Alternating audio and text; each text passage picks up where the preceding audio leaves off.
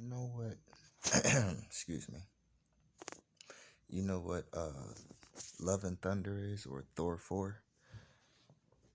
It's one of those movies where it's the result of people not really like the reaction that I'm getting from people.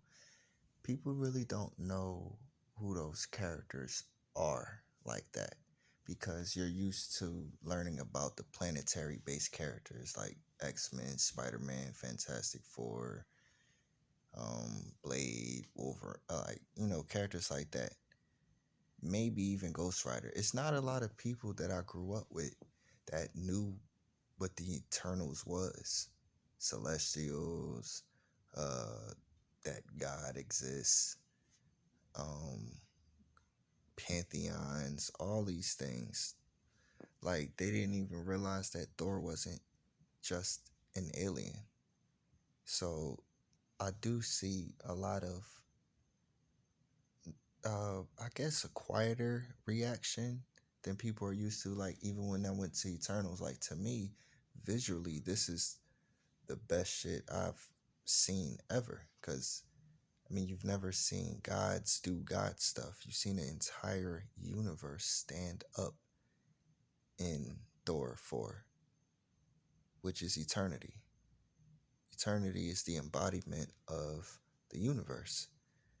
And then he has a sister, Infinity, which is all time. And then you got the embodiment of, or the abstract entity, love and hate, which love was the little girl in the movie. She was the abstract entity love, which brother is hate.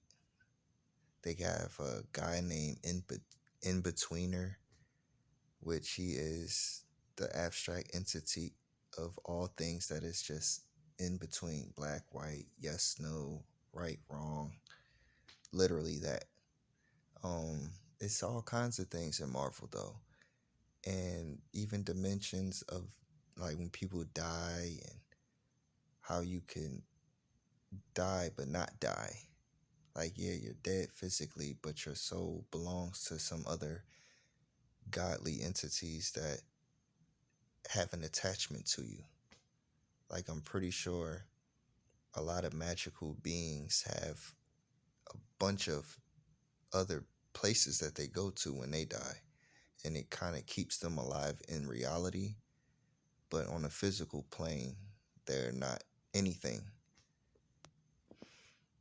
And they just evolve into something else. And some people go to the dimension of death or mistress death, lady death, whatever.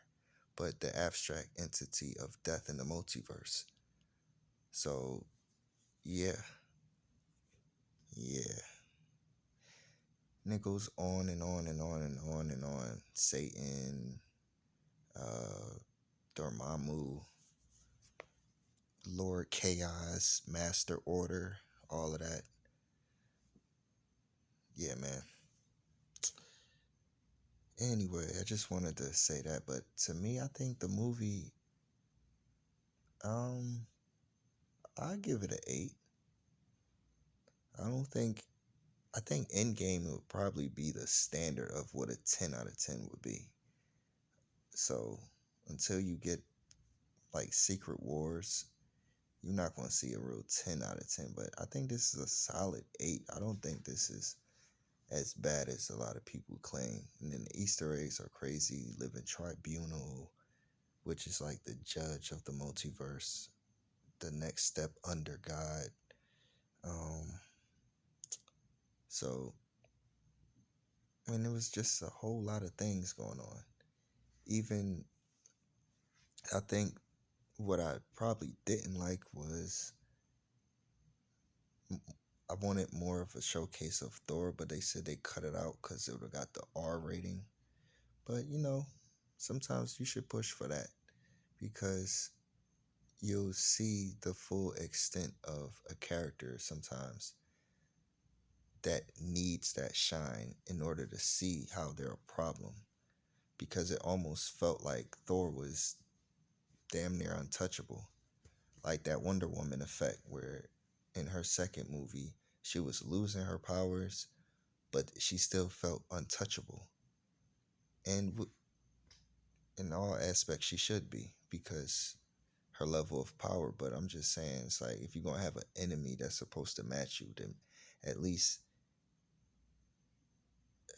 and we know in the comics it went another way, blah blah blah. But in all, the movie itself,